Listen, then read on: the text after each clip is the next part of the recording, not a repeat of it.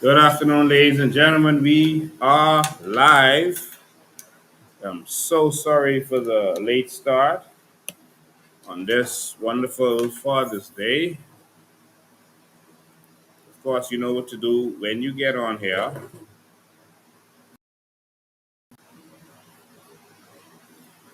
You know what to do. I'm going to take a few minutes to share this.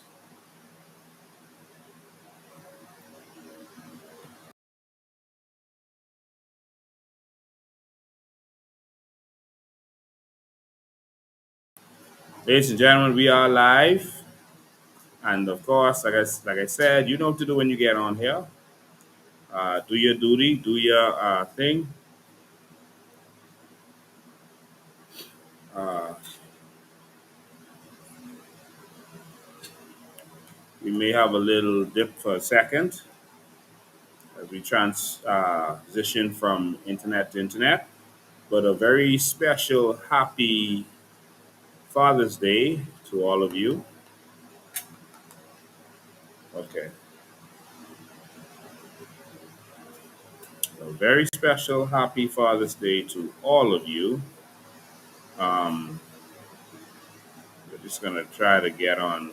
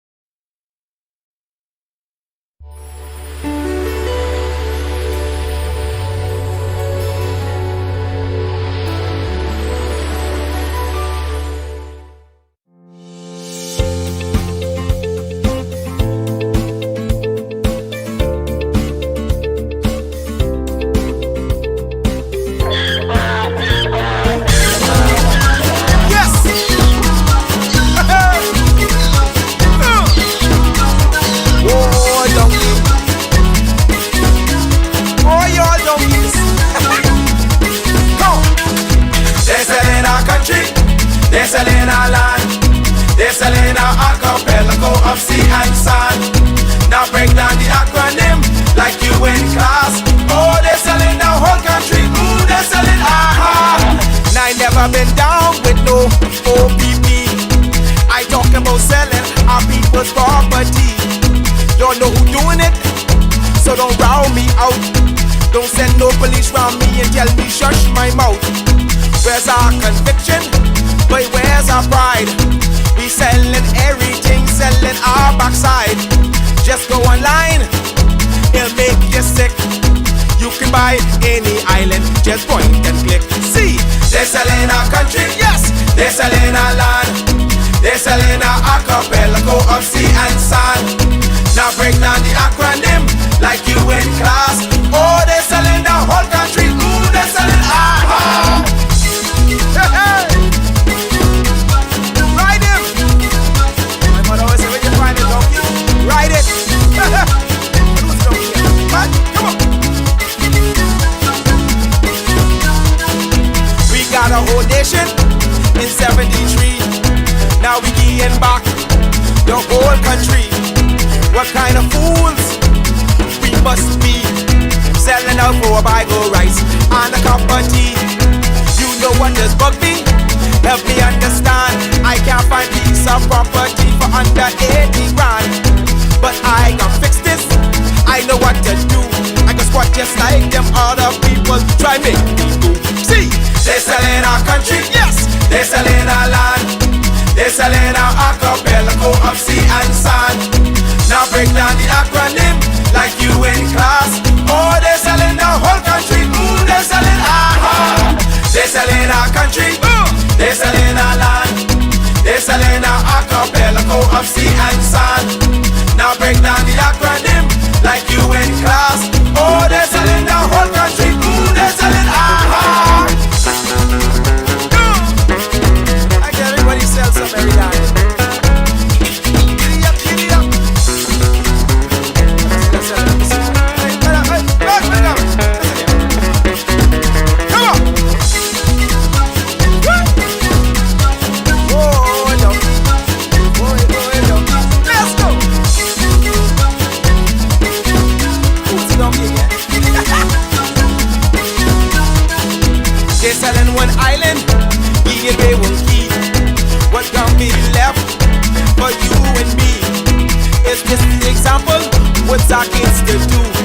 want them have a sense of pride or go selling too. Cause they're selling our country, yes, they're selling our land. They're selling our archipelago of sea and sand. Now break down the acronym like you in class. Oh, they're selling the whole country. Ooh, they're selling aha. They're selling our country, yes, they're selling our land. They're selling our archipelago of sea and sand. Now break down the acronym like you in class. Oh, they're selling our whole country. Ooh, they're selling aha. They're selling our country, yes man. They're selling our land. They're selling our archipelago of sea and sand. Now break down the acronym like you in class. Oh, they're selling the whole country. Ooh, they're selling aha. They're selling our country, yes. They're selling our land. They're selling our archipelago of sea and sand. Now break down the acronym like you in class. Oh, they're selling the whole country. Ooh, they're selling aha.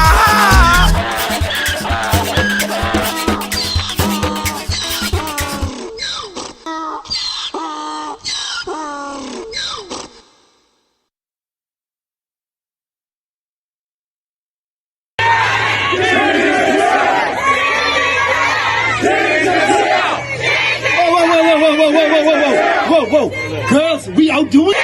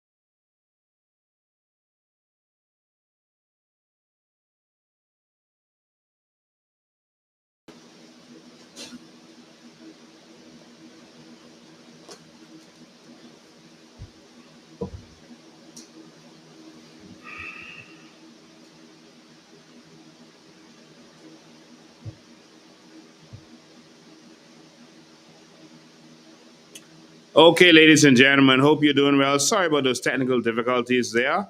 It's not your fault. I chose to be born in a country where nothing works. Maybe that's so I could be a part of the solution to help get this country on the right track. So sorry. There were internet issues and electricity issues, but We are back up and running. So I just wanted to take this time, just give me a sec to share this as we was trying to get through those little issues there. And then we will get started.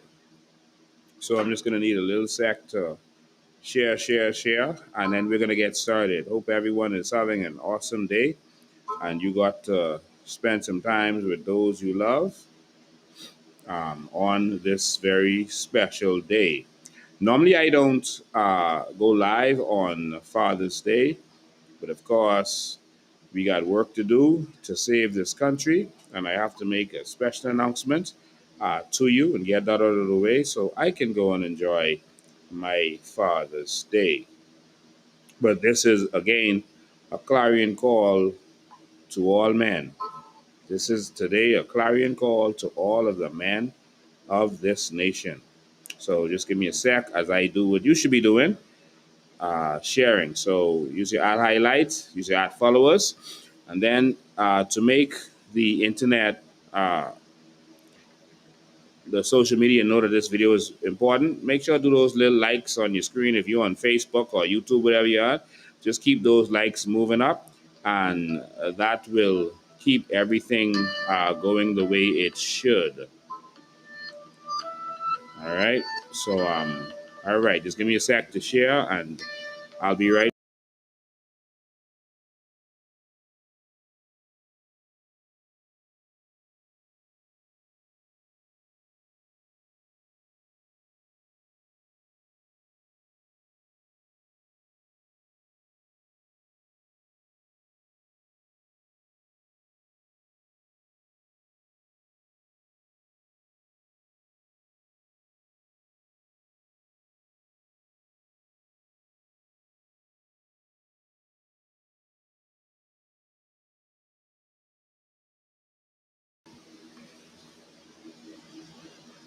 Okay, almost there. Just got a couple more to share. Almost there. So sorry about this today.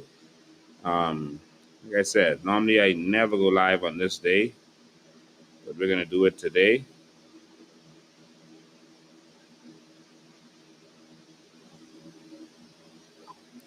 Just hold one sec.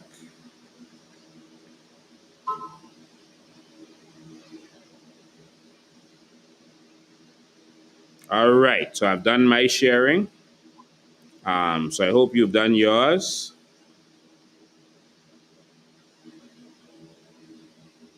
All right, I did my sharing. Hope you did yours. All right, so let's get started. I first of all want to say a happy Father's Day to all of our fathers. Thank you so much for all that you do. You are the foundation of this nation, and all fathers have a role to play in this nation. And again, this conversation today is going to be a clarion call. This is going to be a serious clarion call for fathers. Um, I hope the sound is good. I didn't do a sound check. So sorry for this long wait getting started up, ladies and gentlemen, but we're going to get moving and smooth in just a second. All right, let me just check this out. Check 1 2 1 2. This conversation today.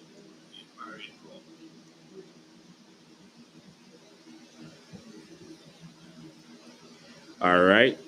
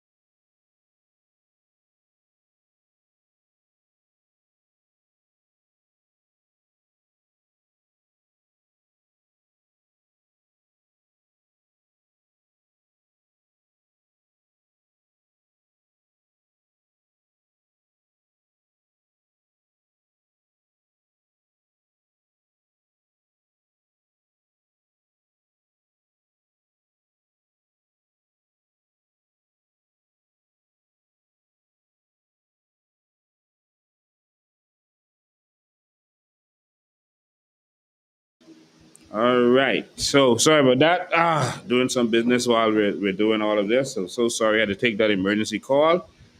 Okay, so let's get started. Ladies and gentlemen, I want to say a happy Father's Day to all of the fathers who are the foundation of this nation. And somebody saying no sound. I hope we got sound. That may be an old text just coming through. Let me just do a little check. Yeah, let me just do a little check before I get started, before I get in the flow. Okay, we got sound. All right, perfect. So we do have sound. So thank you so much for tuning in. Thank you for being there. Oops, I'm sorry about that. Thank you for being there for this country. But of course, ladies and gentlemen, we are in a serious state. And that's why I chose to go live on this very Father's Day. The fathers have a duty to a nation. We have a special duty to our nation. We are the providers, we are the protectors, we are the defenders of this nation. We are the guiders of this nation. Ladies and gentlemen, our nation is in trouble. Our nation is in trouble. And if our men don't stand up, if our men continue to sit back and wait on the women to do what they can do and for the women to stand up, we're going to be in trouble. We are being invaded by men from all over the world. We're being invaded by men from Mexico, from America and Europe. We're being invaded by men from Haiti, from China, and from other nations. Ladies and gentlemen, if our men do not stand up and fight for this country, we are in trouble. We're in trouble. Men, it's time to stand up. We have some men that are selling this nation out for some filthy lucre. And those same children that you think that you are benefiting because you are taking the bribes from illegal immigrants and legal immigrants and politicians, those children are going to suffer later. We have reached a critical point. We have reached a critical point where we are in trouble. That if we don't make a change now, there will be no country left for your children. Men, what are you going to do? Are you going to stand up? That is the question. The fastest way to destroy a nation is to divide families. The fastest way to destroy a nation is to divide families. Another way to destroy a nation is to weaken the men. Like the Bible says, you take a house by binding up the strong man in the house. Once you get him, you got the house. Or if you weaken the man, you've got the house. But you destroy a nation by dividing the family. Let me repeat that. You destroy a nation by dividing the family. What does that mean? Dividing the family. It's simple, just what it says. You separate the family. What is happening in the Bahamas right now? What is happening? Are you paying attention? Our children are being forced to go away to get an education. How hard is it to have a university right here? How hard is it to have a university in our nation? That's not hard. But of course, they're not giving you a proper university, a proper function university right here where you can get up to a doctor's degree because there's a plot to divide our families. And so as our children leave this country to go to another nation to get education, what's happening? They are separating from us, from our guidance. They are being influenced by another culture and other cultures, and they are not coming back. One, Or if they do come back, they are being told you are overqualified because you actually went and educated yourself. So you cannot live in this country. So our children are being banished to another nation. And so, whereas our children should be growing up to take over this nation and to lead this nation and to build a new Bahamas, they are being sent off and replaced by immigrants, legal and illegal, from another country that is coming to our country and replacing our children. Eventually, the adults are going to die off. The children would have found a new home, and we would be in trouble. Our nation will be gone from under us. They don't give us crown land so that we can have ownership of this. We have no stake in this. And so the younger generation is pushed to the side. Ladies and gentlemen, if we don't fight for this nation now, we are going to lose everything. Y'all are going to say there was a man called Lincoln Bain who warned us, but we didn't listen. We were too caught up in PLP and FNM to listen. We were too caught up on lies being spewed on social media. We loved our party more than our nation. And so now we have nothing. Men, this is the day I am calling on you to stand up, to rise up before we lose our nation. Get up and fight, man. The men from the other nations are fighting to take what is yours. What are you doing? Are you going to sit back and let this happen? I am repeating the exact same words of Sir Randall Fox in the 1950s. He warned us that this was coming. And here we are. So Loftus Roker warned us that this day was coming, and here we are. But what are we going to do? We're going to sit down and say, man, they done take us over. Ain't nothing we can do, or we can stand up and fight. What are we going to do? It's time to fight for our nation. This is a clarion call to all organic Bahamian men. Do not be fooled by our politicians who are giving you crumbs in contracts. I'm seeing men fighting for $2,000 and $1,500 contracts, $3,000 contracts to clean up schools. You are fighting for your party to get a contract to go and pick up garbage in the schools. What manner of man are you? It is time for us to own this nation.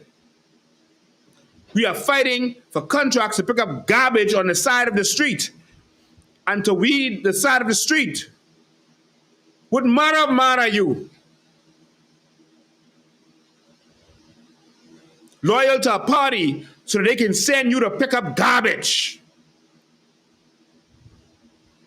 What manner of man are you? It's time to stand up and fight for this nation before we lose this. I look at my children today, and I don't want to leave them in the Bahamas, where they will be the last class citizen. The righteous man leaves an inheritance for his children's children. The righteous man, the Bible says. That is the man who is doing what is right. It didn't say the righteous man goes to church, sings in the choir, becomes an usher. He said righteous man leaves an inheritance for his children's children. But instead of us fighting for our children's children, we are fighting for our parties. We are fighting to make politicians rich on the promise of a contract to pick up garbage.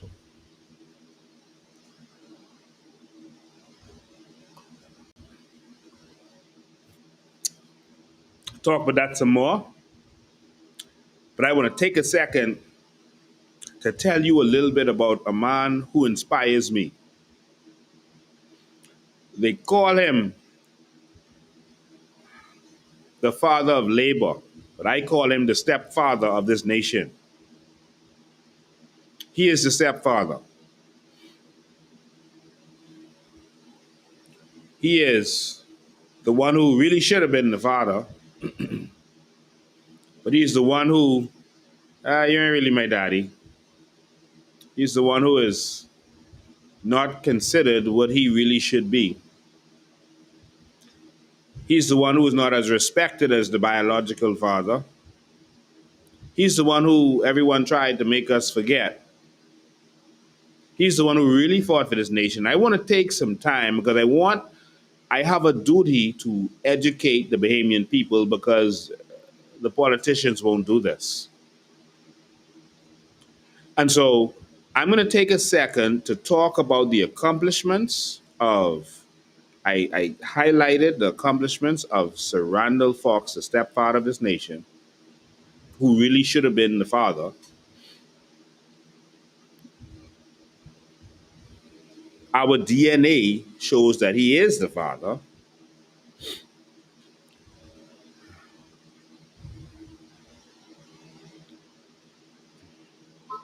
And so I want to tell you a little bit about that organic Bahamian man, the man who really fought for us. Just about everything that we accomplished leading up to majority rule and the majority rule was because of Sir Randall Fox. He was not just a labor leader. I want you to understand this. The political parties cast him on the side because he was too powerful. They couldn't figure out how could this man not be a part of the two big parties, the UBP and the PLP, and have so much influence. You know that man went to the UN for this country? That man tabled bills in the House of Assembly by himself. He was the lone member of a third party in the House of Assembly, and he wasn't sitting down like Pinta them doing and just asking questions or just trying to say something on something and then leaving it alone. No, he fought. He fought and he fought until we got what was ours. Ladies and gentlemen, I want to talk to you a little bit about the father, the stepfather of this nation, who really should have been the father of this nation.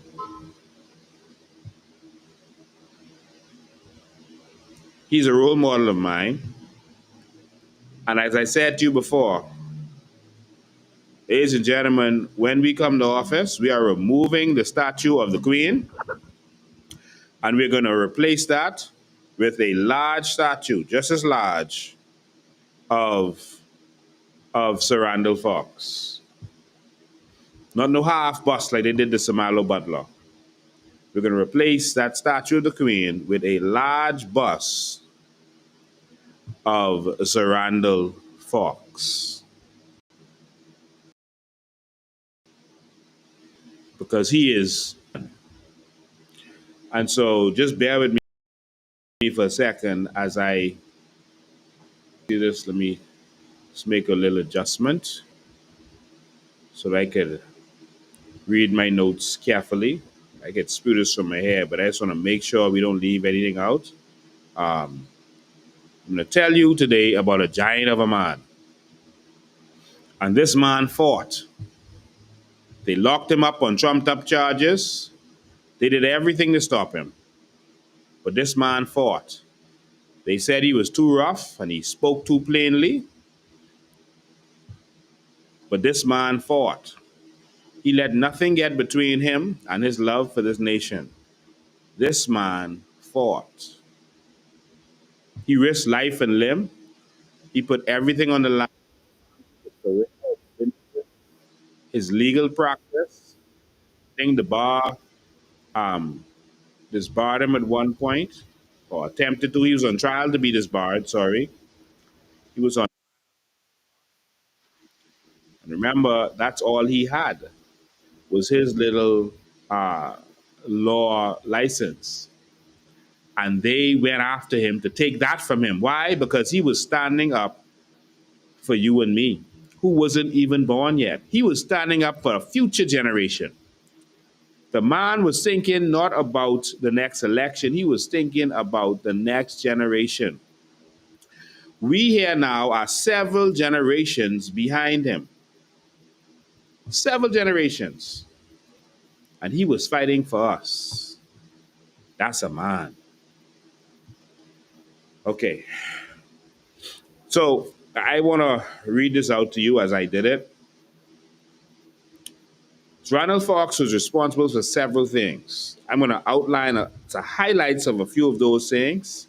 And then I want to outline the highlights of the general strike, which is what he led. Not Pinlin, not the rest of them. So Randall Fox. It's important that we educate our children. You have children? Get them out their rooms, playing their games, and you bring them so that they can know about this. So they can know where we were and the fact that we've been circling in the wilderness over and repeatedly. And it's time for us to cross over Jordan. And so the Moses generation have kept us in the wilderness, but it's time for us to cross over into the promised land. And it's time for the Joshua generation to take us there. But the Joshua generation must be cognizant of what went down in the Moses generation. So let's talk. One, he was responsible for the formation of the Bahamian trade union movement and workers' rights. Randall Fox. Randall Fox is celebrated as the father of labor in the Bahamas for founding the Bahamas Federation of Labor in 1955 and uniting exploited workers under a common cause.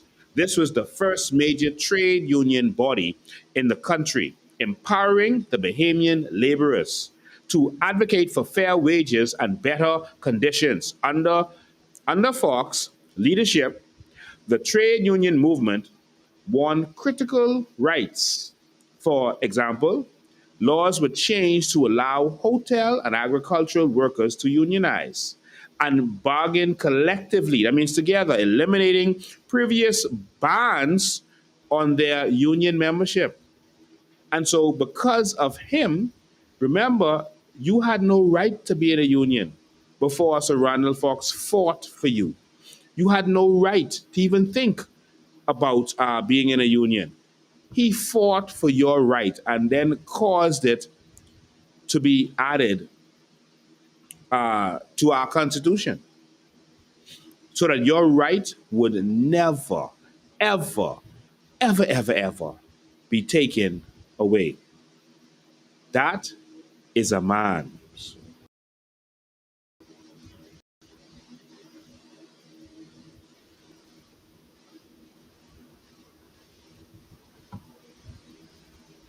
Sorry, just gotta. That is a man. And so this was not the PLP, the UBP, any of these other politicians. This was done by the man, the real father of this nation who fought and sacrificed for all of us. All right. And so I want you to know who this man is, and so that we will never forget him. He's still alive today through all of us who are going to carry on his fight. All right. And so his efforts laid the groundwork for a stronger organized labor force and a culture of collective bargaining in the Bahamian economy. And so that's what he did. Number two, that he did. Leadership of the 1958 general strike that led to constitutional and labor reforms. Not just labor reforms, but also constitutional reform. That's how powerful this man was. I'm sorry, my device is losing power. So just give me a sec as I get this connected. I'm so sorry. I have a lot of distractions today. All right, can we plug this in, please? All right, number two.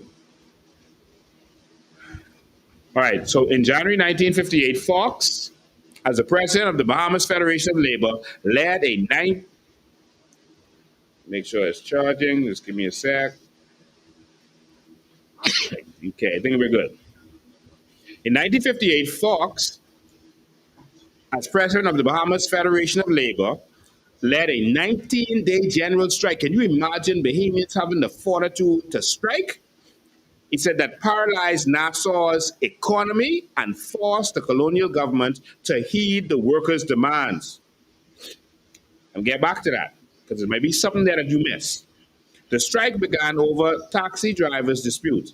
Local drivers, backed by Fox, protested tour companies encroaching on their livelihoods. So the white-owned tour companies got the sole right to transport persons from the airport to the hotels.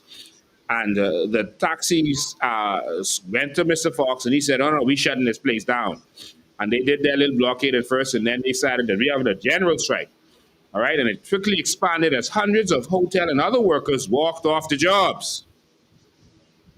There was no violence during the strike, but its economic impact and unity among workers gained international attention and prompted Britain's Secretary of State for the colonies to personally investigate the situation. All right? I'll get back to the major reforms it caused. But did you miss what happened here? There was a 19-day strike. What does that mean? They didn't just go to Rawson Square, you know. Know what they said? They said, we ain't going to work in the hotels. One. Two, we are not shopping on Bay Street. And that was the key. You see, they didn't mind if you go, okay, you go in Rawson Square, okay, get yourself hot, sweaty in the hot sun. Yeah, they can do that in the morning. Then they get right back to work in the evening because no one want to lose nothing. So they're not going to gain anything. So they're not afraid of you going in the hot sun in Rawson Square. They know the next day you'll be right back to work. And then the news won't cover you and that's going to be it. But what did they do differently, Bahamas? What did they do differently? They said, we are not going downtown to shop. So y'all got the contract, gave yourself the contract that only y'all could transport tourists from the airport. Okay, well, we could touch y'all out of business. Y'all keep that one. We can make sure that we're not spending any money with you. We can starve if we have to. We ain't buying no clothes. And so y'all vendors and y'all debtors that y'all owe money to, y'all keep owing money to them because we're not shopping with y'all. Do you see where they touched it? You see how smart Randall was? He touched it in their pockets. And when he touched their pockets, they realized, hold on now. Okay, no matter how rich we are, if we're not making money, our businesses are going to crumble. And that's how he dealt with them. Do you know where that also happened? That also happened in South Africa. Do you know how Nelson Mandela was actually freed? It wasn't because of protests or riots or any of that stuff. Nelson Mandela was arrested. He was gone for 27 years. Most people had forgotten about him and his efforts. But some young people came up and started studying their past, some young people. And they realized that there was a man who used to fight. He was on the terrorist list. When he was arrested with bombs and guns, etc. And they had him as a bad guy. But he was fighting for the nation. And so the young people said, okay, we got to bring awareness to this. And we're going to use Nelson Mandela as a symbol. And they did that. And what they did to change everything, the new young educated crew, they said, listen, let's not, since these are the people who are oppressing us, let's not spend money with them. And guess what they did? They said, we're not going downtown to shop. That was that. And they said, that's it. We're not going down to shop. We'll eat ganap and guanaberry and cocoa plum. We're not going downtown to shop. We'll wear the clothes that we already have. We're good. We won't build any new houses. We're good. We're not going to shop. And so the apartheid regime started to go there and started to rough them up and tell them, go and shop, go and shop. They literally went there with the army to tell them, go shop. And the people refused. Because the people refused, they eventually started to say, okay, we got to go in there and take their money. So they started taking the money of the people. They started going under their mattress and taking their money. They started robbing them. The people had to be more creative in hiding their money. They refused to show up until it was about to break the economy. And they eventually got the government to sit down and listen. And the government said, okay, we're going to free Mandela. All right, we decided letting him out on weekends at first, and we're gonna get this together. We're gonna step down because we don't want our businesses to be destroyed. You see? And so the same thing happened with Martin Luther King. He said, "Oh, y'all arrested Rosa Parks for not going in the bus? Okay, well, we're going to get this law changed. Until you all change that, we're going to boycott your buses." It's like, oh, these Negroes, they're so stupid. We're not going to listen to them. And they said, okay, boycott the buses then. You all need ride to work because most black people didn't have cars in those days. And they ignored them. And the black people walked to work, even if they had to walk miles and miles to get to work. They walked and they carpooled and they had buses organized, etc. And they avoided the bus system until it was almost crippled. And then they came back to the table and said, okay, be sorry. Be sorry. We could change. You see? You're talking about the Chinese buying up all of your buildings. They are buying up the buildings with your money, not China money. They are coming here, spending up the money. Sorry, you're spending up the money with them, and then they're taking this money and buying your buildings. They start small, you know. They start riding bicycle if they have to, drive one break up van. They take your money and then they buy up all your buildings. How? Because you take your money and give it to them, then complain that, oh, the Chinese buying up everything. The Chinese is getting everything. You are giving them everything. Do you see what's happening in your own nation? I'm only on number 1 or 2 with Randall Fox, you know. Do you see? You are giving the Chinese your nation by giving them your money. The Bahamian bar across the road, but you go into the Chinese. You rather buy fake liquor smuggled from China.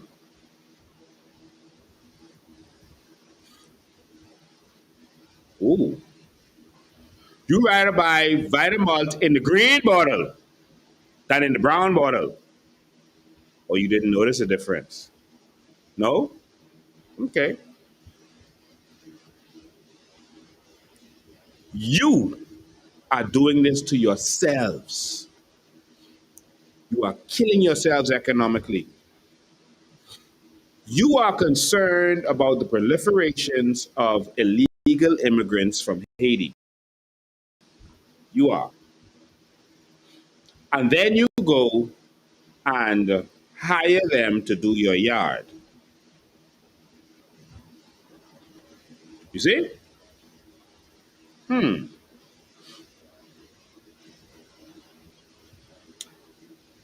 This is what's happening in our nation right now. The legal immigrants from Haiti have an advantage over your children. I'm sorry, I'm going all over the place, but I'm going as the spirit leads. The legal immigrants from Haiti have an advantage on you now. Not just the Chinese, not just the Americans. Our Bahamian contractors started hiring them for cheap labor. They could be cheap labor because they didn't have a mortgage or a rental. They didn't need to dress up in Tommy and Versace and Gucci. They didn't need to carry Gucci bags. They didn't need to buy Joy. They bought Joyful. And so our contractors hired them at a lower rate, and then they got all the skills. Our young men were starting to be pushed to the sides. And now our young men are losing skills and opportunity. While our children sought education outside of the country. Do you realize what is going on? Men, I'm educating you so you could know what you have to fight for. And so while the contractors benefited, Those same contractors who hired those illegal immigrants have now lost their contracts because the legal immigrants are the contracts now. You see? Because you gave them the skill and the opportunity and the job. Now they're in a position where they can afford the trucks, the equipment, the tools, etc. And now they are getting the contracts. Do you see what is happening in your nation? This is not xenophobic. This is a reality.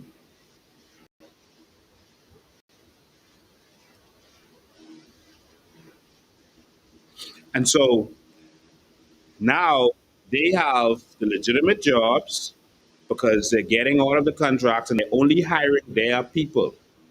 Wow. So you're xenophobic or some other name when you look out for Bahamians, but these people are looking out for themselves and it's not a problem. It's only a problem if you look out for Bahamians. I can look out for my people and I don't care who don't like me for it. So they could hire just their people, and that's not hating on Bahamians. They now have apartments where they are telling you that they're not renting to Bahamians. Do you see what is happening in your own country? I have to speak out.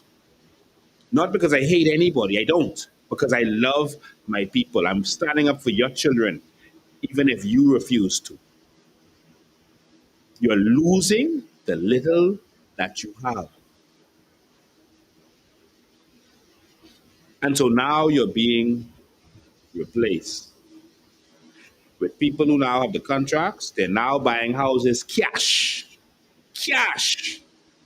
They're buying houses cash. Payments can't afford to do that.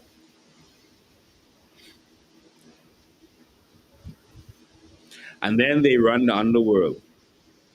The drug smuggling, a lot of the gang violence you see in the gun violence is because of them taking control. There's Bahamian gangs fighting the Haitian gangs for power and control. And they have the advantage because the police seem to be focusing on the Bahamians, the Bahamian gangs, and not focusing on them other people. And so our strong young men are being cut down every day through gang violence because they're going against the people who now control the flow of drugs, the flow of guns, and they are in a position. So on that level, we are being hurt.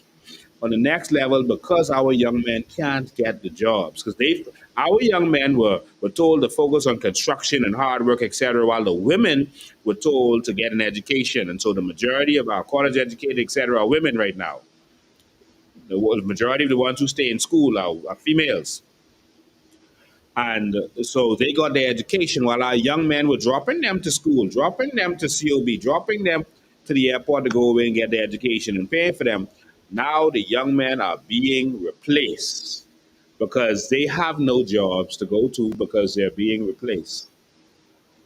And so when you make the male in the society weak and you raise up the female, nothing wrong with raising up the female, but now you have an imbalance. And so foreign male is starting to rise up. And he is going to take advantage of your weaker female. Bahamas, wake up. If you've never listened to anything I've said before, listen to this. Wake up. You are being pushed out and replaced. You are giving away everything you own. Your politicians. Someone always asks me, why is it a big deal? Why do people keep wondering if our politicians are connected to have another heritage, another lineage? Haiti has a law that you must be an organic Haitian. They call it a Haitian of origin. That's in their constitution. To have any government position, and you must own land. To have any government position or participate in any election. And if you're a foreigner, you can't. They protect themselves. But if we even have a discussion, they're going to say we're xenophobic. America has a law that you must be, like I heard, what's his name? Elon Musk saying that he's going to form his own party. He has a problem with that. He can form his own party all he wants. But because he was born in another country, he can never be president because they have laws in place to protect themselves. The Bahamas has no such law. And so, if this trend continues, we end up with an organic foreigner as Prime Minister of the Bahamas.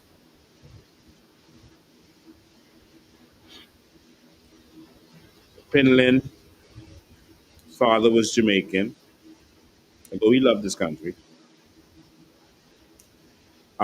His mother was a Bain from Acklands on one half and then a Haitian on another half. So she was mixed. Hubert Ingram, we are told that he has Haitian lineage. The same thing with all of them. Brave Davis told us that that's his lineage. They said that Ministers also has that lineage. I won't get into details. They say Pintard has that lineage. They said Pintard's mother was a Haitian lady, and he was adopted by Miss Laura Benson, who he calls his mother. You see, it has never been pushed. The value of being a Bahamian in our culture has never been pushed. It's always like Bahamian wasn't good enough. The radio stations don't really never used to push our music. We never really took pride in being Bahamian. Like other countries always had pride. And maybe it's because we had leaders who were also, and there's nothing wrong with it per se, but they always had another culture in them that they had to look out for.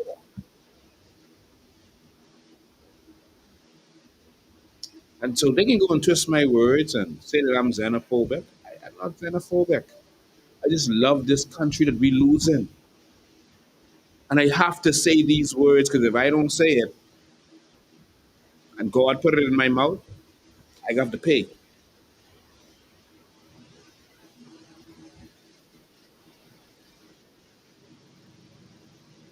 The country is in trouble. What are you going to do, man? Our children right now in school are being bullied. Our children are at war in school and you can't even help them. Where are you going to leave your children? Where are you going to leave them?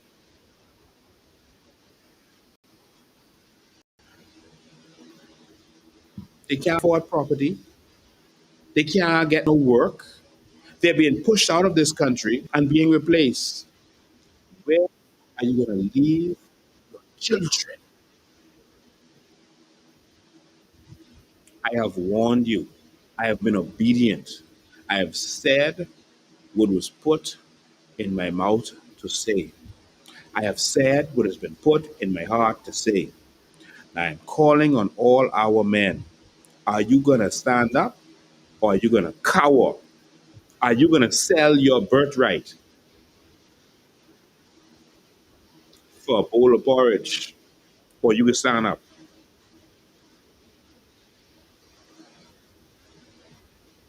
What y'all going to do? If Pittard wins the next election, he is being funded by Fred Smith, and the money is coming from Louis Bacon. Fred Smith has one agenda. Remember, he was the one who was fighting so that they couldn't deport illegal immigrants, not legal, illegal immigrants. Remember, he was the one. He was a man born in Haiti, living in the Bahamas, Fred Smith, fighting for his people. He got another man, Michael Pintard, whose mother is Asian, to help fight for their people. They're fighting for them, even in illegality. They're fighting for theirs, for the children of their race and their people.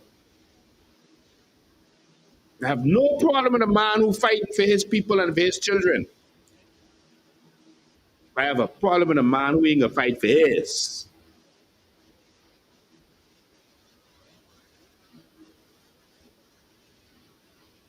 We lose in our country. And yet in there, remember, they were stopping the shanty towns from being broken down. They were stopping them from deporting. But all of a sudden, Fred Smith gone quiet. You know why? Because he wants you to forget all of that, and he don't want you to remember his connection to Michael Pintard. So he is putting Michael Pintard in place and funding him. He gave him all the money he needs in Marco City and told him, listen, take care of everybody. Don't just take care of them because we want you to be leader. Take care of everybody so we can come back and say you're a leader for all the people. You cross the aisle. You, if PLPs come to you, you help them. That's what they told him. They gave him the money so that they don't have to worry about the courts.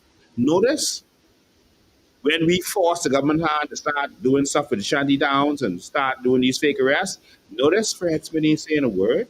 He ain't dead. He's still alive. But they know the power is in the pen. And so those men are fighting for the people of their heritage. Pintard is fighting for the people of his heritage. You ever see him fight for Bahamians?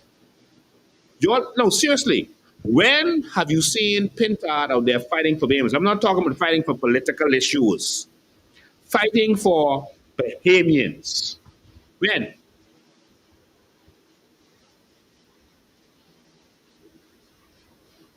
That ain't gonna happen. You might do it now because he hear me say it. They always respond to what they hear me saying. Likewise, Brave has shown you his priority. He has shown you his priority. You saw this coming. Brave has shown you his priority. Let me let you hear out of his own mouth. This him again. Zak Pase! Zak Pase!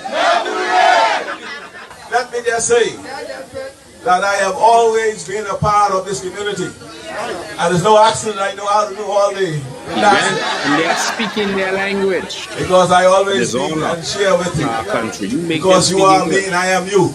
Yes, sir. And I'll be here Saying that with he's you one of them. He always. knows all the dances. And It's those no who know me coincidence from that he the knows past all and the know me dances now, because he is one of them. they He is always one of knew him.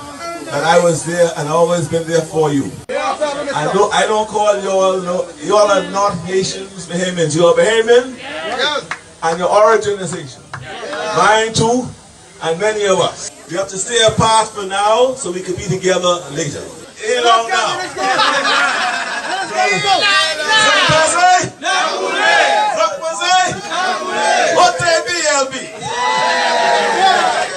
Are you all ready and willing to go? Est-ce que nous tous, est-ce que nous tous pouvons rester le bac à Haïti?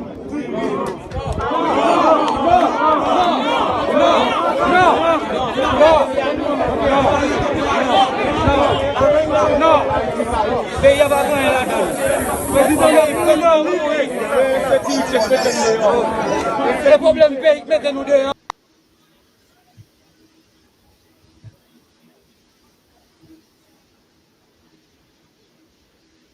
That's treason.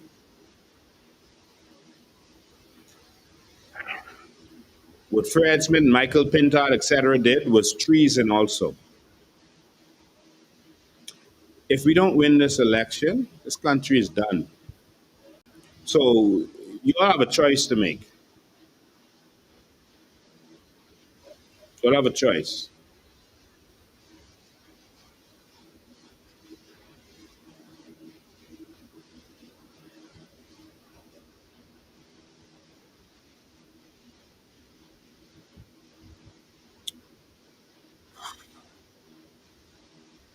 I'm fighting for your children.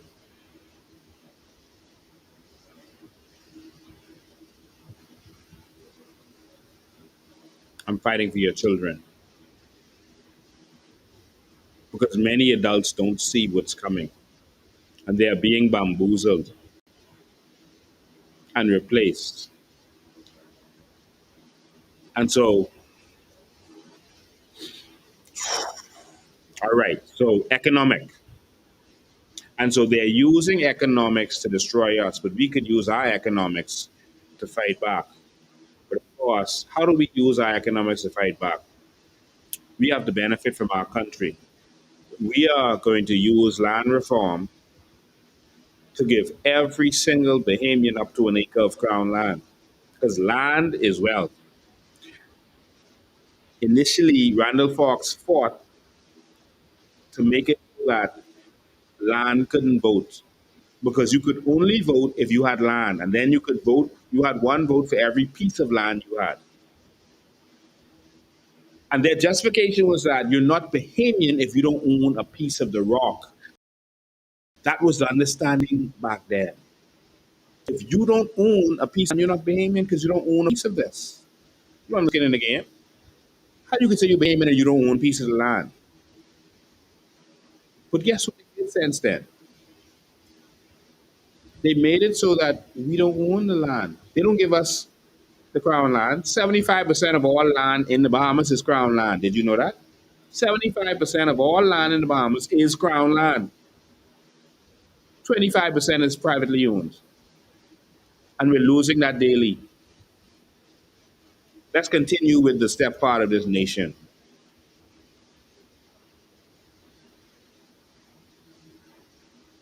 As a result of what Sir Randall Fox did with the general strike, a series of reforms were enacted in the following months. A new labor department was established. I'll elaborate on all this in a minute. To modernize labor relations, and legalization was legislation was introduced to recognize unions for previously excluded sectors, set up grievance procedures, and improve working conditions. These outcomes demonstrated how Fox mobilized the worker solidarity, translated into tangible political and economic change. Number three of the impact of Sir Randall Fox, the stepfather of this nation: abolition of outdated voting practices and the universe. Because what he did, they moved the outdated practices. One of Fox's most significant impacts was accelerating the end of unfair electoral systems in the Bahamas. The 1958 general strike he led became a catalyst for the colonial government to enact sweeping constitutional reforms. That's what Randall Fox did. Not no one else. By July 1959, property qualifications for male voters were abolished, ending the elitist system in which only property owners could vote. The company vote, a practice that allowed businesses to cast votes in elections, was eliminated, and plural voting, wealthy individuals cast multiple ballots in different districts, was outlawed. They could have voted for every company they owned. So if they wanted 100 votes, they just opened 100 companies. These changes directly stemming from Fox's pressure established the principle of one man, one vote from Randall Fox. We would have had none of this. The PLP would not have won if it wasn't for Sir Randall Fox. Additionally, 4 new seats were added to the House of Assembly to better represent densely populated New Providence, correcting a long-standing imbalance that had unprecedented and majority black population. Underrepresenting a majority black population. I can hardly see what's in front of me. Fox activism thus helped usher in universal adult male suffrage and more democratic electoral system, paving the way for full one person, one vote democracy in the Bahamas. Number 4. So it wasn't just labor that he was fighting for. He fought to put the things in place to cause the PLP to be able to win. He is the real father. Advancement of women's voting rights. Although women were initially excluded from 1959 suffrage expansion, the momentum for equality continued in the wake of Fox's strike. Fox and his progressives allowed, sorry, Fox and his progressives allies supported the women's suffrage movement, and their combined pressure led to legislation in 1961 granting Bahamian women the right to register and vote. Progressive Party helped with this. As a result, universal adult suffrage with women voting alongside men was achieved for the first time in the 1962 general elections. This reform was a landmark social political change ending gender discrimination in voting.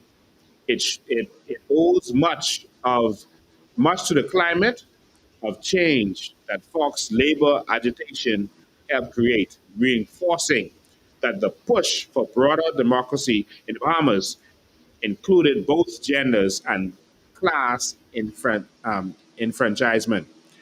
Randall Fox. They don't teach us about him, they want us to forget him.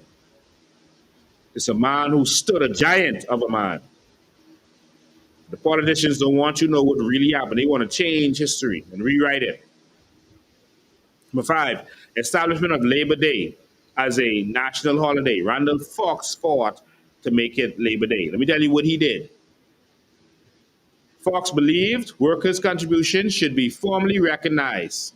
In 1961, as an independent Labor member of the House of Assembly, meaning he was there by himself and he was in a part of a party, the Labor Party, all right? In the House of Assembly, he successfully piloted a bill to make the first Friday in June Labor Day. You see, he successfully piloted a bill. So even though he was in the opposition, even though he was in the government, he pushed a bill forward to make Labor Day an official public holiday. This reform meant that starting in 1962, Bahamian workers had a dedicated holiday celebrating their role in nation building. So while you hear some people making excuses that, oh, but what do you expect Michael Pintard to do? He's in opposition. The PLP is in the government. He is sitting down, waiting his turn, or doing the bidding of the system. They're not fighting each other. Randall Fox was a lone warrior, not sold out to the PLP or the UPP. He was fighting for the Bahamian people. And we have opposition party in power now that refuses to even try to table a bill. Randall Fox said, listen, I can table this. Now let me see you all vote against the people. Let's see it. Fox argued that such a day was a fitting memorial to the contributions made by the working people to the progress of the colony. The passage of this new law underscored his commitment to honoring laborers and solidified his legacy in national culture. The holiday itself was later renamed in Randall Fox Labor Day in his honor. Number 6, social justice and anti-discrimination efforts. So Randall Fox fought for social justice and anti-discrimination. Early in his career, Fox joined the Citizens Committee, established in 1949. That's when Finland was in nowhere around. In 1949, a group of middle-class Bahamians that agitated against racial segregation and unfair treatment of the black minority. He was fighting for the black people, not just labor unions. Through demonstrations and public pressure, this movement tackled discriminatory practices such as the segregation of theaters and hotels. The activism helped lay the groundwork for the historic anti-discrimination resolution moved by Eddie and DePuch in 1956, which declared that racial exclusion in public places was against it. And this before his existence as a member of parliament, he put in place the pressure a member of parliament to do what he needed to do. In place was against the colony's interests. The resolution's passage effectively ended the color bar in Nassau's public venues. You see? Randall Fox, not the PLP, not the UBP, not the FNM. As segregated movie houses and restaurants began to integrate soon after. While Fox was not the author of the resolution, he was in the vanguard of the progressive movements that made such change possible. His commitment to civil rights and equality significantly influenced the Bahamas' social reforms in the 1950s, dismantling institutional racism and expanding opportunities for people of color. A giant of a man that they want us to forget. They want us focused on the political parties, and they want you to think only the PLP fought for certain things. No. Number 7, advocacy for education and institution building. Now listen to this. Folks also played a role in strengthening national institutions. He spearheaded efforts to establish a Bahamian Court of Appeals. We had no Court of Appeal over here. He pushed for the Court of Appeal as early as 1948, recognizing the need for a higher local judicial body rather than relying solely on external courts. This advocacy bore fruit in the 1960s when the Bahamas created its own Court of Appeal, formalized by an act in 1964, a reform that improved the justice system by providing an intermediate appeals court within the country. Similarly, in 1956, Fox pushed for the Bahamas to be associated with the University of the West Indies, helping Bahamian students access higher education in the region. Because we had no university. Up to our time, we had no university. And the university they have there, that ain't no real university yet.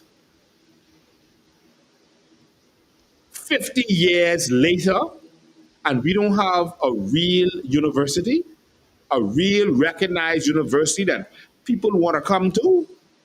50, why do you think that is, Bahamas? And you keep rewarding failure. Not even a university for our children? Calling it a university doesn't make it a university. Not even that? You mean 50 plus years? And we can't get a university? Jamaica got it. Barbados got it. Trinidad got it. What we got? COB, they changed the name.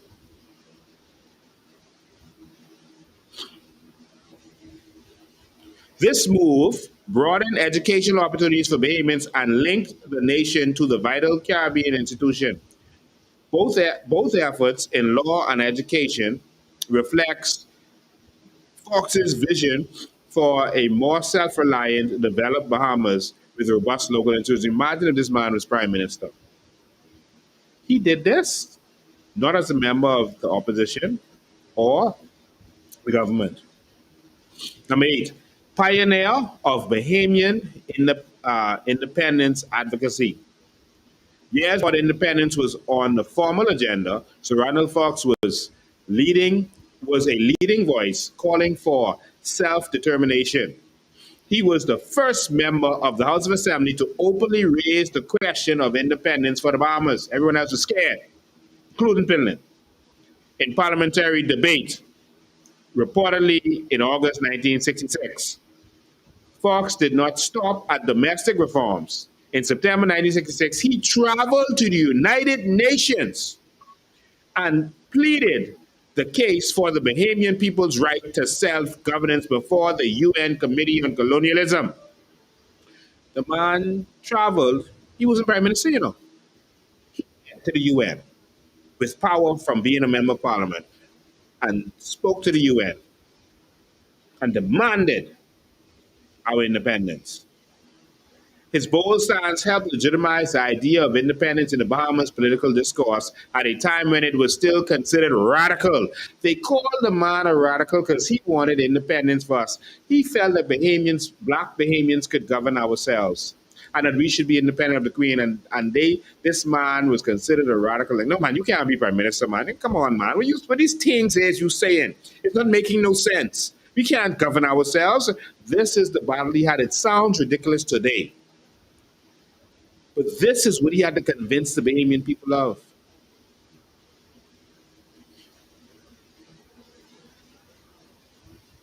Although the Bahamas did not achieve independence until 1973, Fox's early and vocal advocacy was instrumental in shaping the political will for sovereignty. He planted the seed of nationalism on the world stage, influencing both local leaders and international observers to support the Bahamas, eventually transitioning to an independent nation. Fox's fight and sacrifice was to get the Bahamians to believe that they could govern themselves in the House of Assembly and then govern themselves as a nation. It sounded radical, far out, selling dreams at the time. Today, I am here to tell you that we could be the owners of this nation. The foreigner doesn't have to come, invest, and give us jobs. We can own this nation. Today, in our day and time, I have come to tell you that we can own the cruise ships. We can own hotels. We can partner with the foreigners. We can partner for their expertise. But we are the experts in hospitality. We've been running hotels from before we were a nation. We were running hospitality. We should own this nation, and we must own our land. This is the fight of this generation. This is the fight of our men. It is time for us to own this nation. This is the fight of our time. This is the fight that I believe in. So Randall Fox, Lyndon Pinland, and those, they had a fight. That's a step forward. Now that they've accomplished their goal, it's time for us to evolve, to remove from being the slaves, to being owners. It's time for someone who was not born in a colony under the Queen to lead this nation into the new Bahamas. 70-something-year-old Brave Davis, 60-something-year-old Michael Pintard, you all grew up in a different era. This is the era of the Bahamian owners, the organic Bahamian owners. We will manufacture, we will grow agriculture, we will have cows and sheep and goats grown right here, never frozen, from farm to table. We will grow our tomatoes and process our tomatoes. We will grow our eggs. We will grow our bush medicine. We will manufacture. We will process our sand and aragonite. We will explore and retrieve our treasure in our water. We will drill for our natural gas. We will be greater than Dubai and Singapore. We will be the greatest nation on this earth with a great people. There is a byproduct of them attempting to split up our families. Let me tell you what it is. While they were sending our children, they didn't give us good education here, so our children would have to go away for education. And so while our children went away for education, they also stayed and got experience. And we have an army of Bahamians all over this world who are now trained and educated to build the new Bahamas. And we are going to bring them home to build a Bahamas that the world could not even have dreamed about. And so while they were doing what would hurt us, every dark cloud has a silver lining.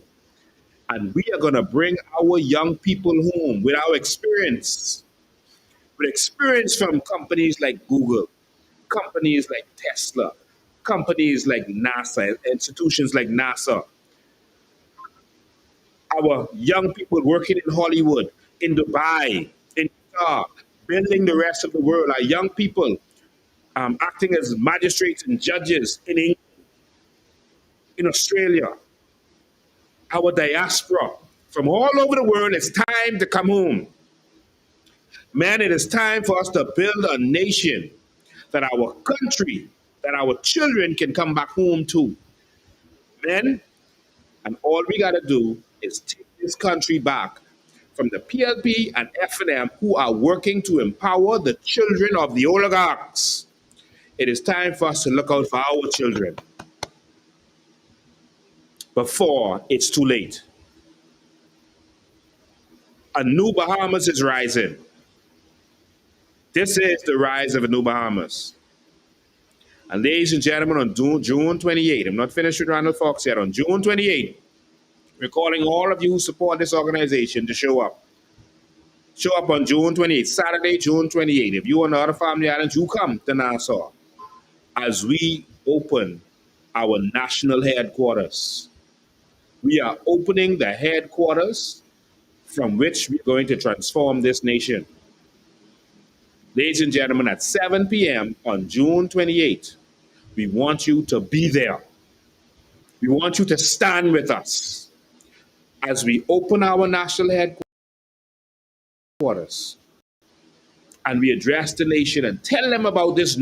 We're calling on all the men, women, and children. Don't come alone. Bring your friends and family. We're going to announce the location next week when we go live. We don't announce the location yet.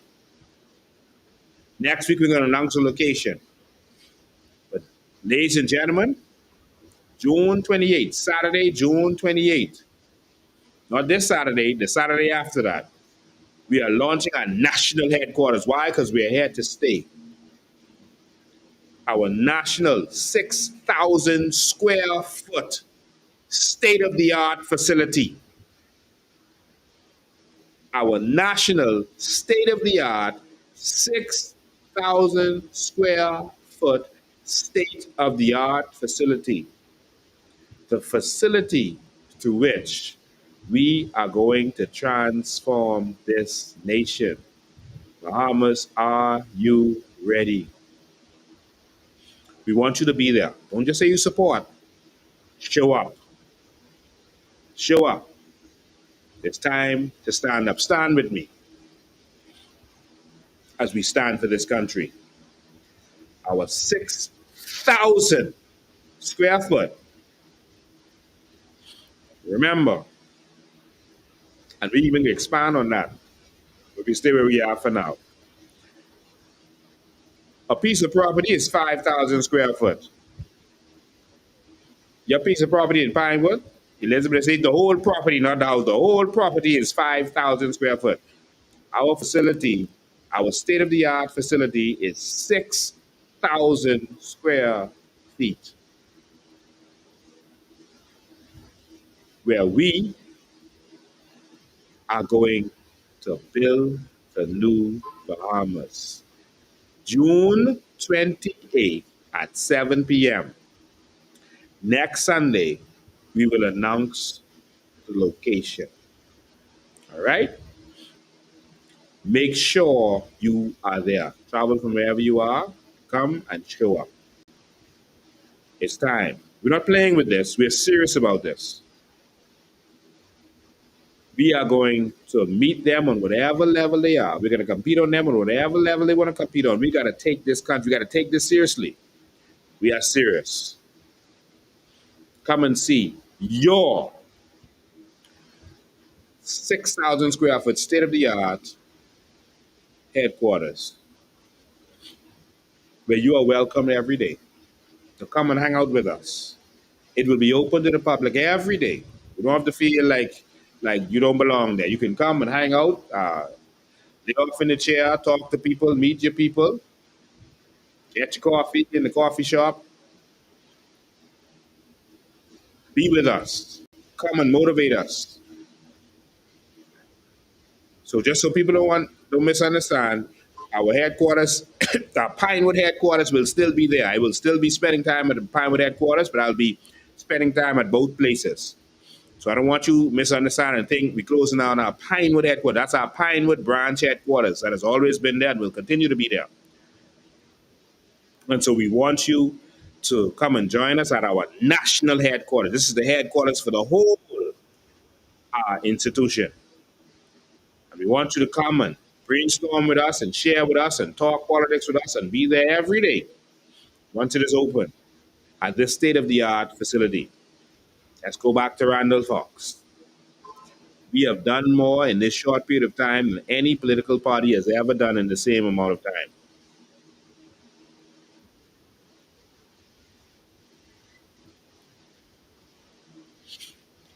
Catalyst, this Randall Fox again, number 9. He was a catalyst for majority rule, 1967. Fox played a decisive part in the establishment of majority rule. All right, so you know a lot about that, so I won't repeat that. It was tied 18, and he came out there. They offered him everything in the world. They bribed him. They gave him a blank check, and he decided to stand with the PLP and not the Bay Street Boys. So we know that part of the story. All right.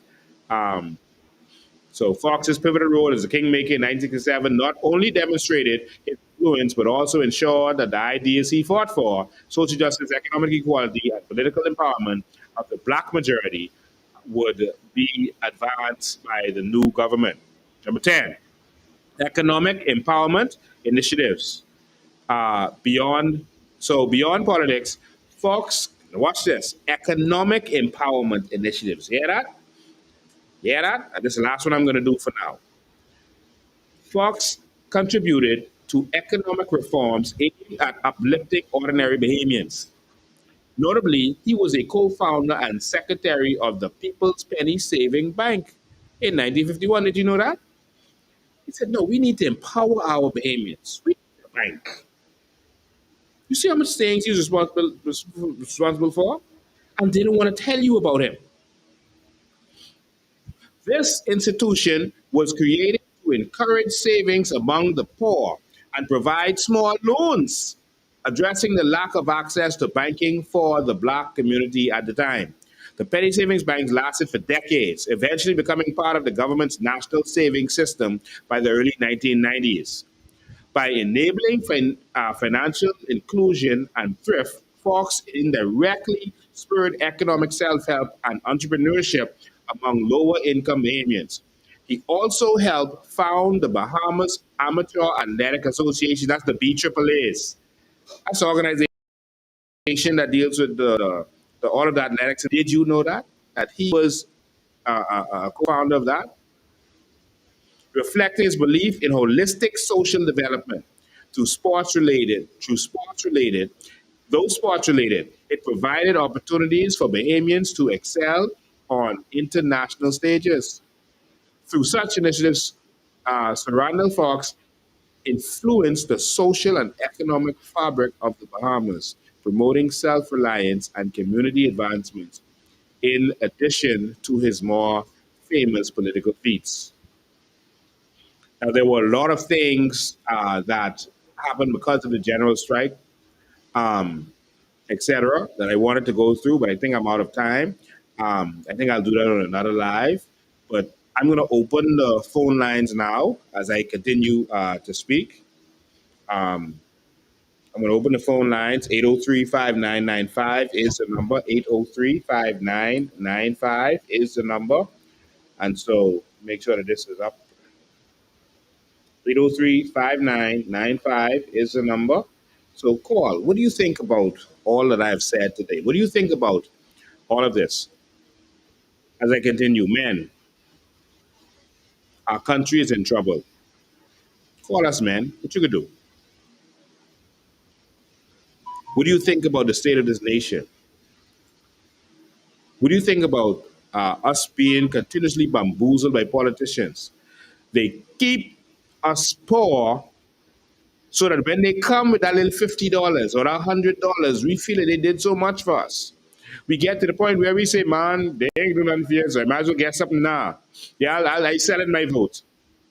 And people are literally saying that they are selling their votes to these people who are selling out our nation. So when they sell out the nation, they didn't sell the nation, you sold the nation. Oh, so, Corey alive. I was trying to get the Corey's now. I think I might have accidentally hung up on him.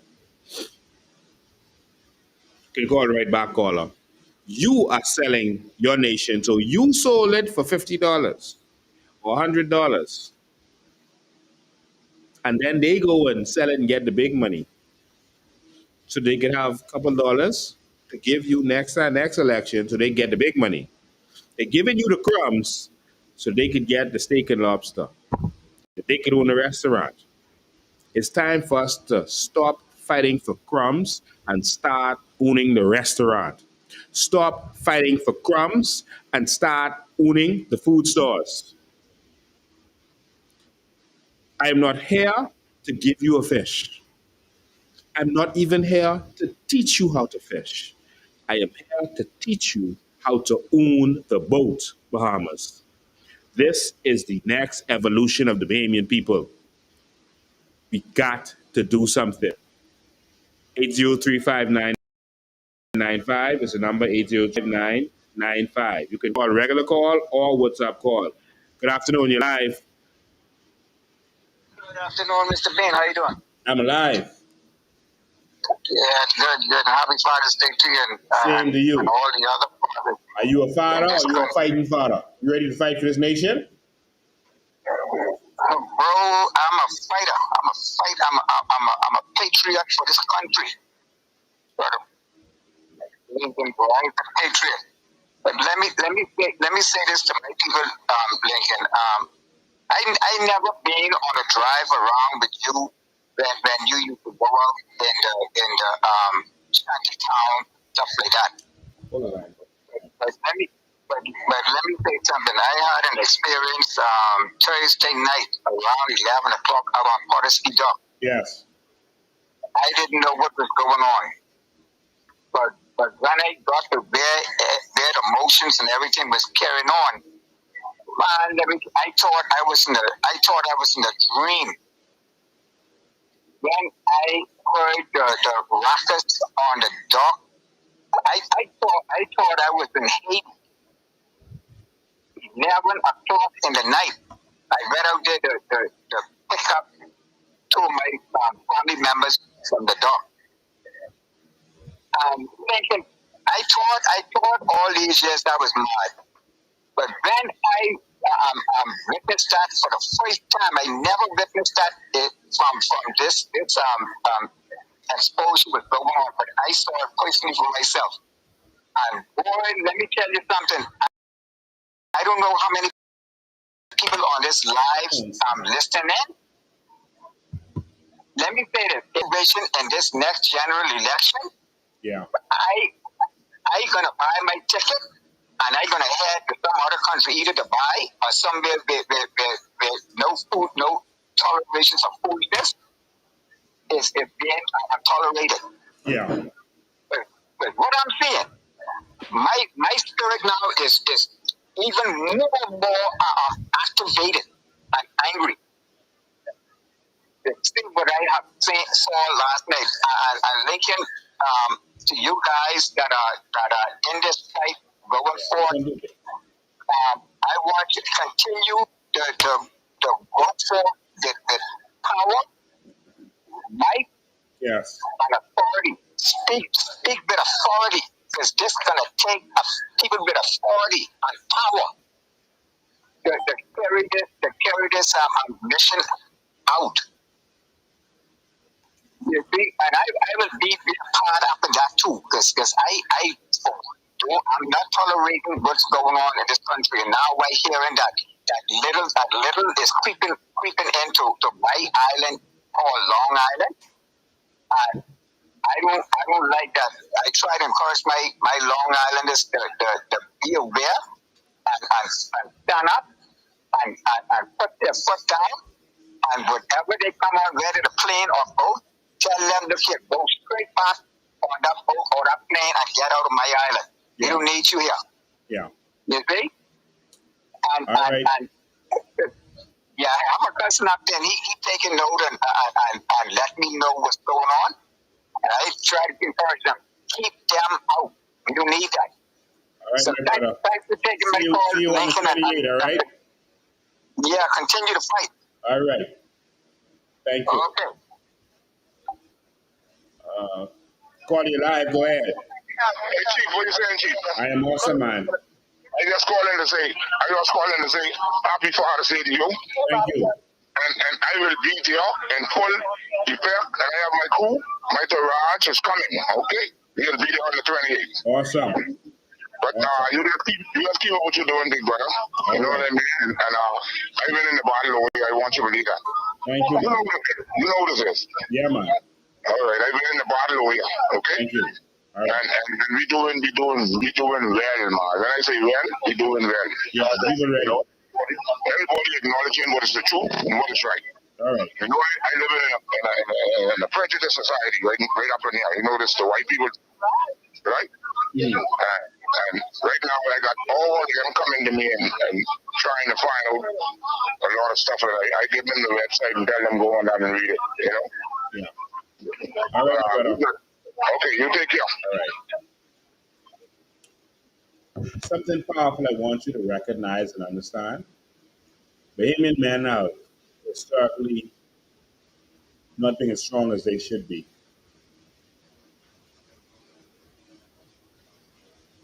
If you notice a lot of the names of the original black members of parliament, etc., who had to stand up for this country, they're foreign names. They're people of foreign origins. Hold the line, caller. Maynard is not a Bahamian name. Bailey, Oren Bailey, that's not a Bahamian name. Stephen Dillard, that's not a Bahamian name. Lyndon Pickton, I could go on with many more. But it was because our men were not from a fighting culture. We are from a go along to get along culture. We don't want to stand up and fight. So the children with the DNA from a different place had to come and fight for the most part to get us our freedom. Can you imagine that? And now persons of those foreign origins are the black oligarchs in our nation.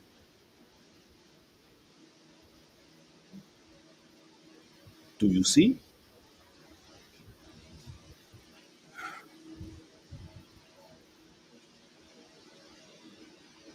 Many of them, their parents came to the Bahamas to work as teachers, to work as police officers. They didn't trust Bahamians to be police officers, so to keep us down, they let the foreign police officers come here.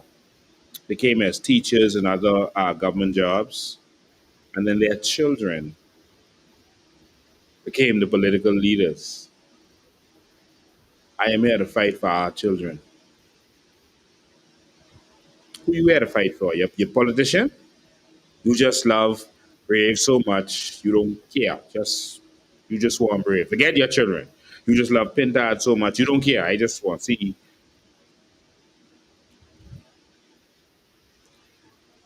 Call you live. Go ahead. Good evening, Mr. Ben. Good evening. And good evening in Bahamas. I want to say firstly, happy Father's Day to you. And I want Thank to you. encourage you, man, to keep up the great work you're doing, encouraging the Bahamian people to stand up and fight for freedom.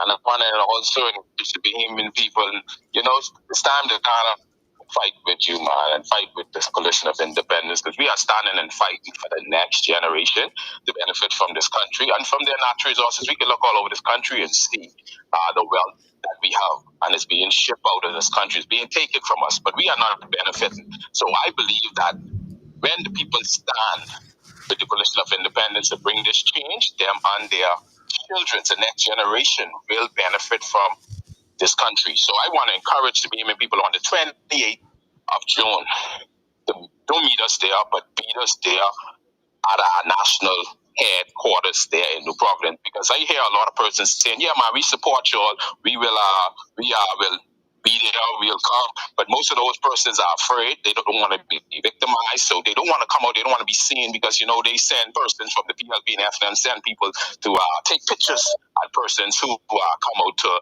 any event COI has because they don't want to lose their job. So a lot of persons will not come. But I want to encourage those people to listen. It's time to stand up and fight for your country. You cannot be afraid to come out, show your face, and stand for righteousness. Because we need this country to be exalted. And the only way it's going to be exalted, they got some righteous people to stand and fight for this country. So I'm sending a clarion call to all the men on Father's Day. You are a father. Stand for your children. Stand for the next generation. And come out and stand for this country on the 28th of November, where we will take this country and take it by storm. Thank you, Mr. Bain. Keep up the great work you're doing. And Bahamas, one love. Blessings. Thank you, man. Thank you. So let's be there on the 28th. We're going to announce the location next week, Sunday, when we go live. We're looking forward to seeing you at our state-of-the-art headquarters. And it's going to be an experience. So make sure you are there. All right? Just that's all I can say. Make sure you are there to be a part of history. We're doing this. We've come a very long way. So, ladies and gentlemen, the political season has started, and so I want you to stay focused. They're going to start putting around videos and voice notes, just disparaging and lying and spreading slander, etc. Um, I don't want you to waste time contacting me, asking me if this is true or that is true. Um, uh, Anyone who has anything to say, they can come on to my live any Sunday and they can say what they have to say. They can expose me, but they don't want that. They don't want an answer to be out. They want to put out lies and innuendos and twisted truth to discourage, to distract you so that their oligarch leaders, the persons who are paying them to do so, can continue to rape and rob and destroy this country. That's their agenda. They want to continue that. So they are paid trolls, paid to spread lies and to twist truth. And so you're going to see them saying all manner of things about me, and that's really their strategy. But that's the old weapons. We are focused on the new Bahamas, right?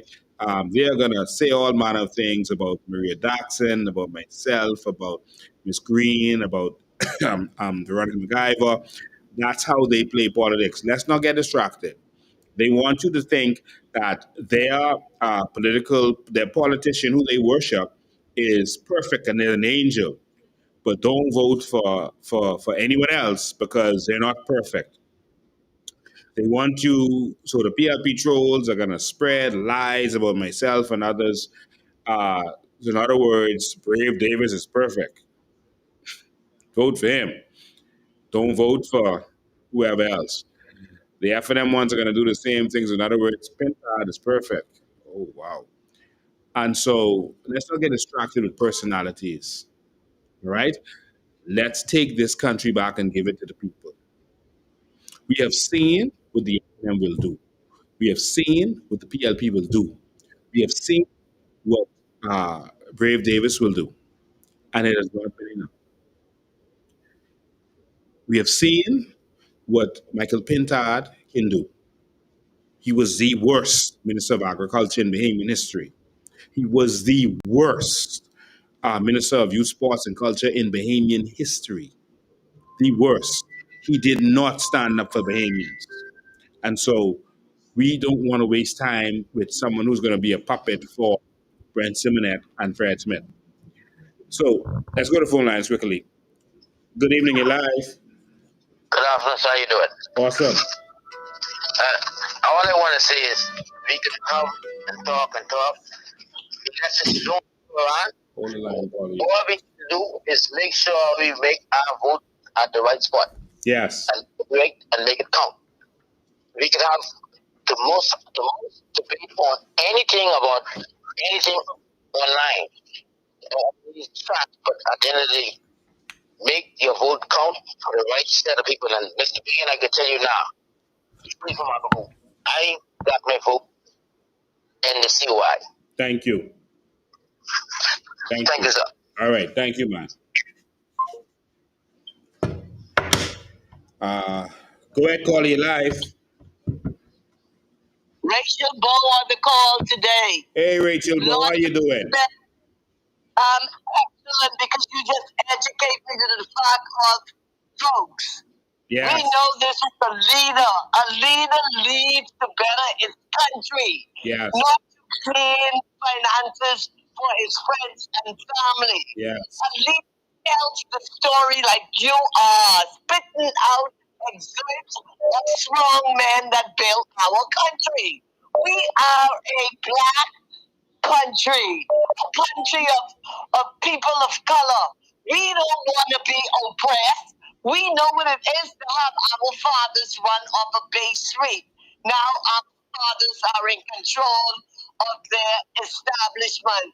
Why would we want leaders who are going to keep us oppressed? Yes. What about our youth who need a place to grow and reflect and to become the next leaders? We have to build those characters, not push them aside so our friends and family can benefit. And that's why I chose you as a leader, because you are to talk about the issue. You give us a voice that we didn't have before. That's what a leader does. Thank you. Ms. Bow, a lot of people don't know that you are the lady who the Haitians had really taken over your house, really, and you were trying to get back in there. Are those immigrants out your house now? Thanks to you, the immigrant left the night after, the same night. So yes, they are gone. Thank God for that. That's because we have a voice. Yeah. We have a voice to your program. That's what a leader would do. And since you have been to my place, I'm telling you, my whole life has changed because of you. Wow. Because now I don't have to worry about Haitians, because they're never going to come back to my environment, because somebody who has leadership role intention like you is exposing the dark secret of Bahamas. We need you. We don't want you. We need you. And because of your ability to speak to us and to make us feel like we are a person, we want to have you as our leader. You are on no side but the people. Thank you. Thank you. I am so impressed with your lovely hard work. The fact that your intrinsic values are in place.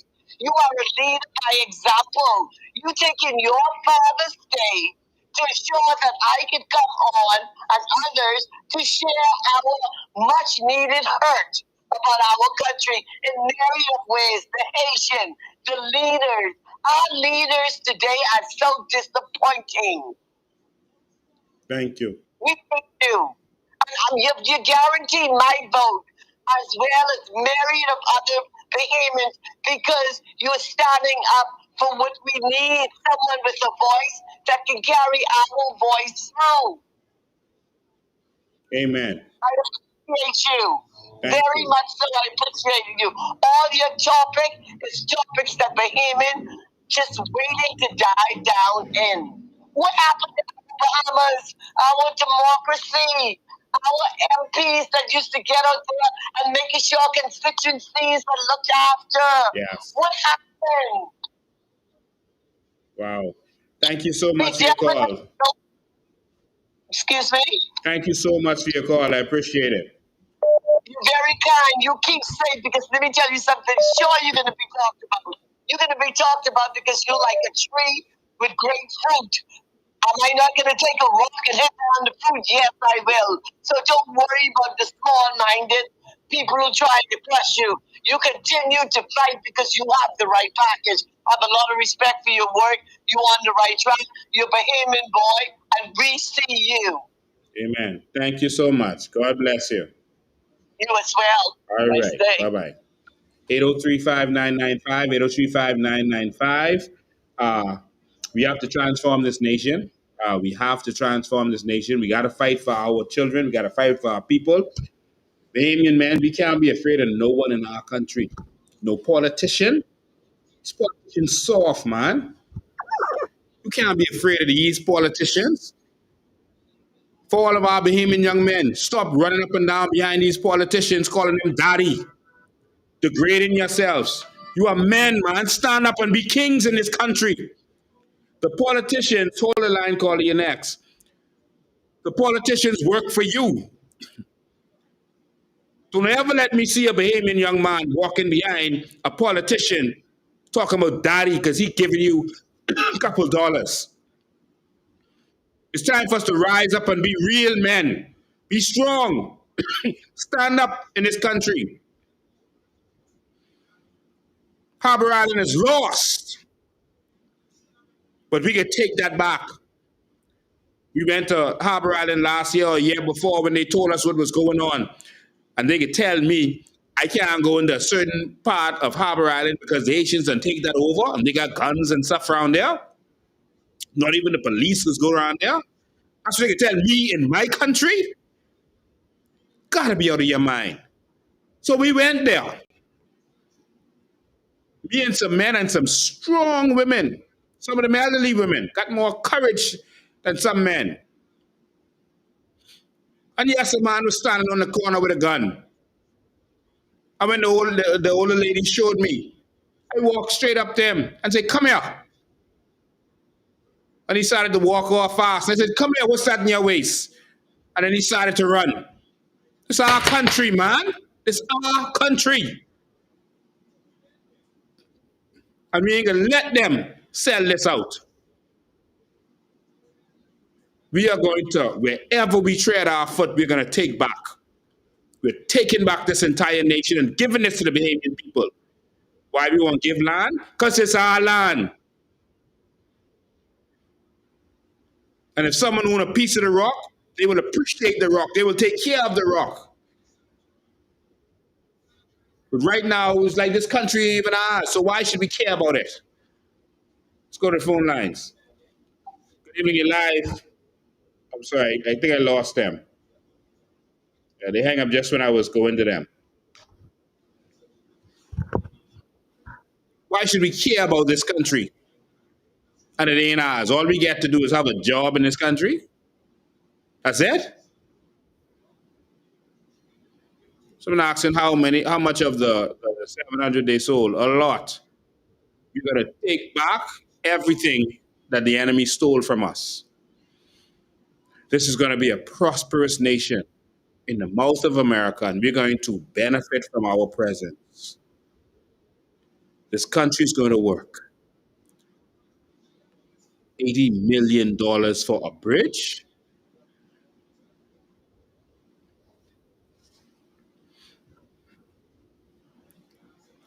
Jail awaits many politicians.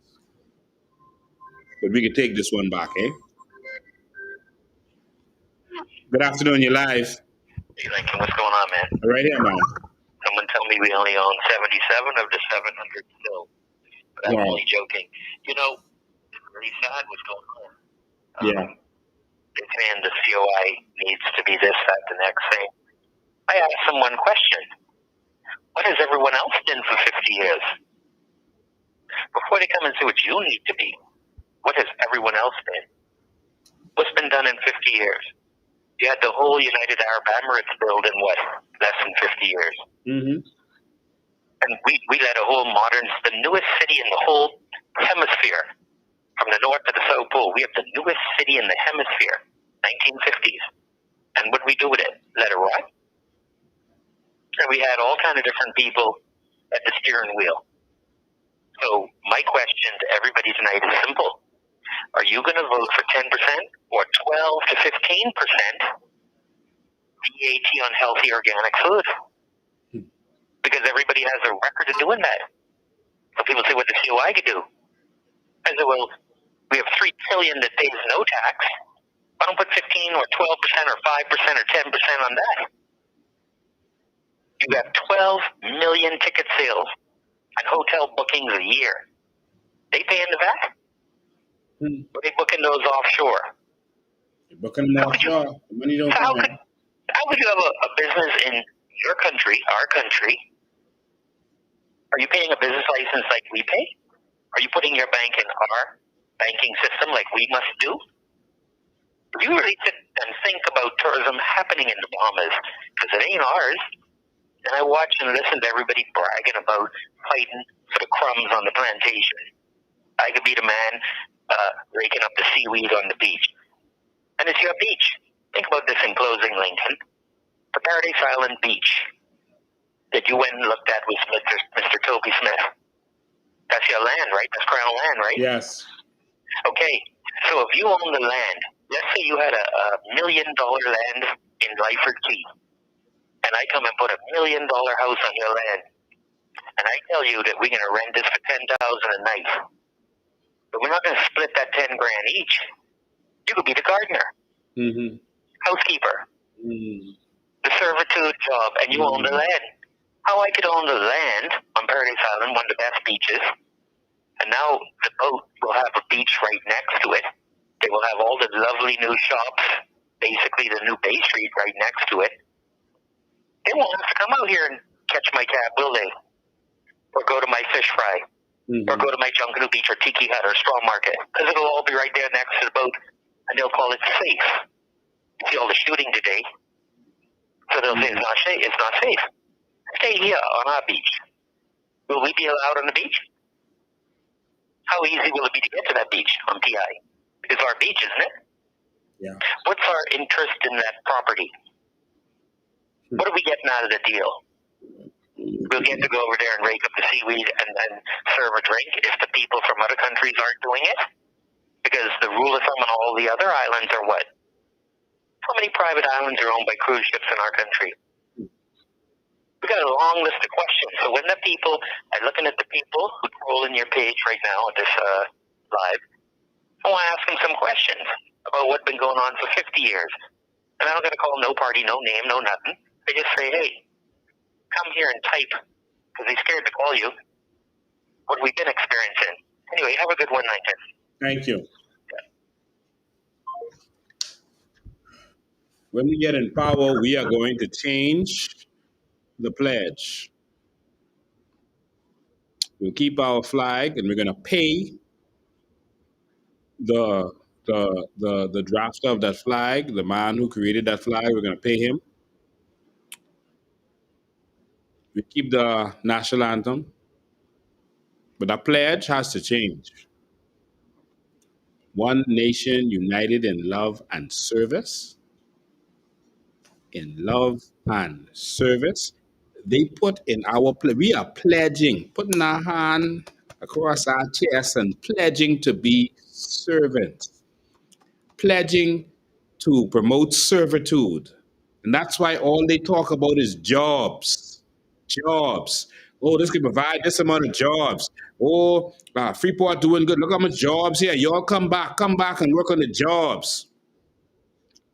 One nation united in love and ownership. We're going to change that.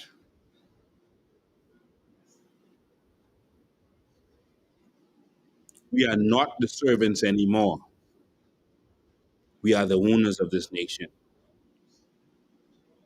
And we're going to transform this nation. The whole world is going to see what we can do. The last call I can take, because I got to go eat some steak and lobster too. And crab and rice. Good afternoon, ladies and gentlemen. How you doing? Yes, you're live. Okay, I'm calling. The flag has to be changed. Okay. The flag has to be changed because I am preaching to everybody. The flag is our identity around the world. If we Google the flag says aquamarine, gold, and black. That is not gold. It is yellow. Yes, you're When correct. I was inside the school as a teacher's aide, kids would always ask me, why are we saying gold and they are seeing yellow? When I was a child, I asked my teacher the same thing too. Every adult I speak to, I always ask, what color is the flag? They would be looking at the flag and they would say gold. People said to me, why we say gold, because we look at Jamaican style, yellow gold. This is the Bahamas. Yes. Okay? Either it's gold or it's yellow. We are in too much modern days and time for us to not be able to go to Home Fabric or some fabric store and find gold. If we're saying that the cloth is gold, I am not looking at gold, I am looking at yellow. So the flag, that yellow, has to be removed and placed to gold if we are saying it's gold.